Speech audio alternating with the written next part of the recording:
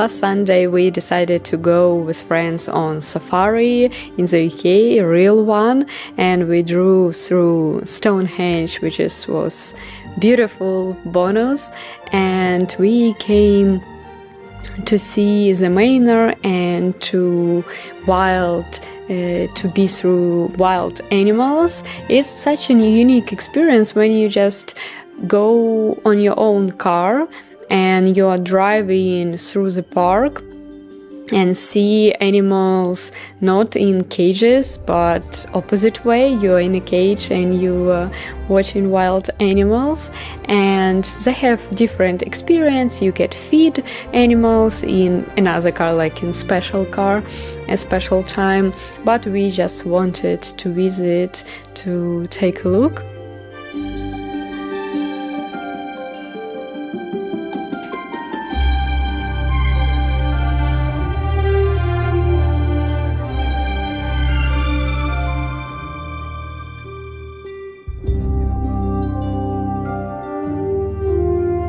And also interesting that the one family living in this manor and on this land for more than 6 generations, and they're still living there in that house.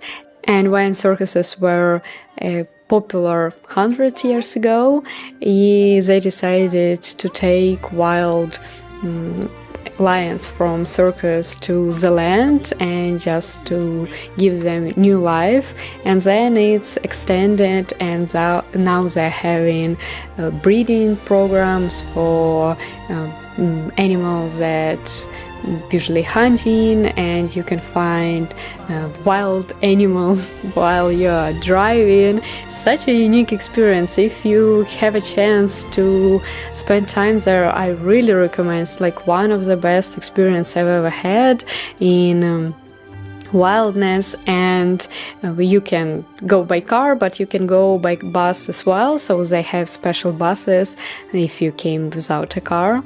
And also they have a documentary about this safari park, how they're working, about people who are working here, about animals, about their breeding program. And it was interesting to watch the documentary first on TV and then coming here to see it all in person.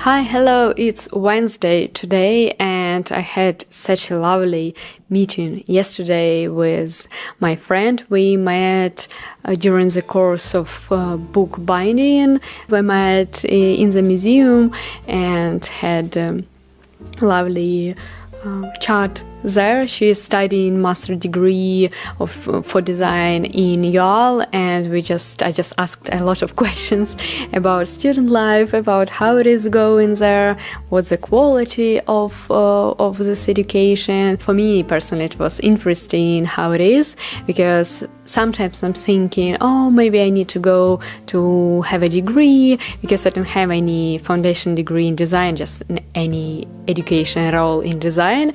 And I just thought maybe I will go, but then realized that all foundation is for 3 years and it's too much. For me personally, I don't know how in this world of changing we can study something for 3 years.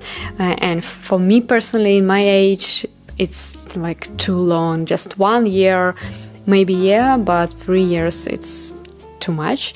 But it was interesting to ask, to explore. Then I came home and just checked, and also we visited one campus there close to the museum, and they have such a beautiful art store with affordable prices.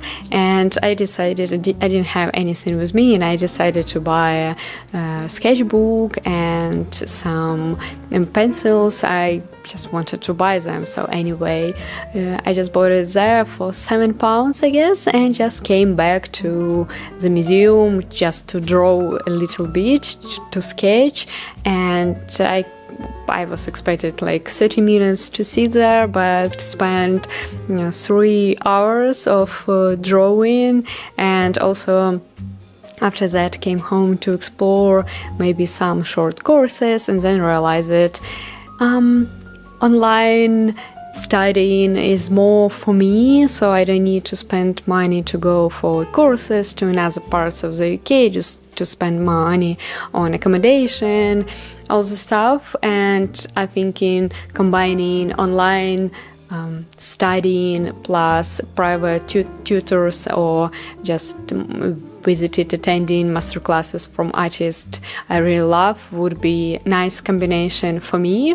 Because previously I spent around like 30 minutes, I just said, draw something, that's it. But now I started to spend more time, like 3-4 hours, for study properly, and would be nice to spend like 5 hours, because when you go to art school you have like from 10 in the morning till 4, so you spend all day, every day, studying, painting, drawing, experimenting with new technique, with new mediums. So I decided to have this experience at home, because we have a lot of stuff, online courses, and a lot of, to be honest, on YouTube for free. Just need to be disciplinized to learn it all and just to implement it in your practice. So yeah, just started to do so.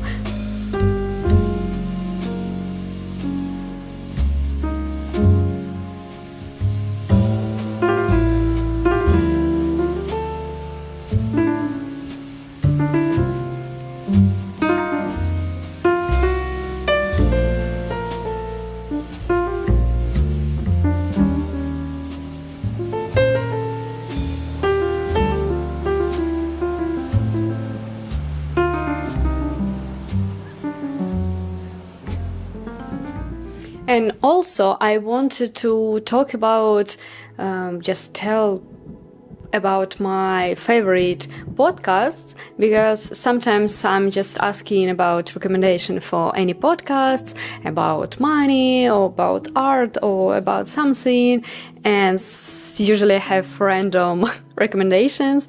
And the recent one I found is Created Spaces, the podcast, and it is so nice podcast. I found them on Instagram because I really love all properties, new places around the UK, and they're talking about it. But they have Molly just launched a new podcast, and it's really nice to hear and to listen to people behind places, behind properties, behind staycations, because usually when we're talking about some hotels or about like cabins, usually it's like visual documentaries, so they're showing what they have and just have small interview, but not talking about it more deeply. And I really love this podcast when you don't see it, but you hear it. I know all places that I listen to this podcast, and it was really nice to hear people behind it, to hear what the approach, what's the idea, because sometimes you are just coming and you can't get the idea, you don't know the idea, right? You can read it on website, but when you hear it from people who created it, it's completely different thing. And I really loved. I listened to one about 100 Shoreditch. It's our place where we usually go in to work, just to use it as a workspace. And it's really nice that they build it to use it for community, because people usually come in there like creative people to work with a laptop, to have a coffee, to chat, to meet, and they have lovely bar and another bar. And it's really nice that you can use the space, because usually hotels nowadays they're building for residents, and you have a huge lobby that you can't use. We have another one in Shoreditch with beautiful design, like modern classical, like they're combining it beautifully together, but people not spending time there because it's not common to go to the hotel. Local community can't use it. So I really like that 100 did it another way, that people can go there, chat there, meet there, use the space as a community place, like safe space where you can go and meet people or just to work. And yeah, it was really love to hear story behind it. And also another one is A Life More Wild. It's another podcast about nature and about people and stories behind them. And what I like about this podcast particularly is that this podcast recording not in a room, in a studio, but outside. So you hear breeze, you hear like wind, birds transfer into another place where you can feel like you are on the nature. And it's really rare that you can hear surrounding, not only talking in a studio, but you hear it on a set, on a location. And yeah, really love it, relaxing, and love hear stories behind. Also another one is As the Season Turns from Fern. Fern is a sustainable fragrances, and I really love their Instagram, I really love their approach. And this podcast is once a month about the season, about the months ahead, know something new about the season and about the time that I'm living in. So every month is different, every month is different for nature, for sun, for harvesting, for producing food.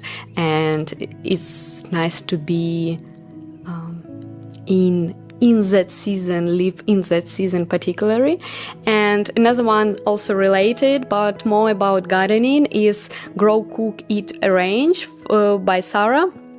I met Sarah in Charleston on a festival, and it was really nice to hear this discussion about gardening and about heritage, and it was lovely to meet her and then to listen to podcasts, like completely different feeling.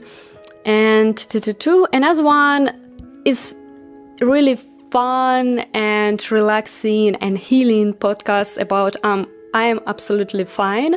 And I love their chat because it helps to feel myself I'm okay, I'm fine. Nice to hear it from people you don't know, that they have the same the same stage, the same thoughts, and you feel yourself fine. And another one, also funny and really popular and practical podcast, is The Great Indoors. I guess it's one of my favorite one, and it's all about interior, it's about design, it's about home, how to arrange something, how to renovate, and I really love because it is fun. And yeah, I listened to it like for 2 years, I guess, and really love it. Still excited about every new podcast. And I guess the most desirable for me is always from Martin Lewis podcast from BBC about money, but about personal money, like about savings, about pension, about new mortgages, about bank percents, all this stuff. It's not about investing. He can't talk about investing, but I really love to hear all news related to like mortgages, savings, banks, new laws, I could say, in the UK. And it really helped me to understand the market. It really helps me to understand like what's going on with all our mortgages. And yeah, it is a big podcast for your financial education, and as related to the UK for sure, because it's always related to the UK. It's not about basics or something.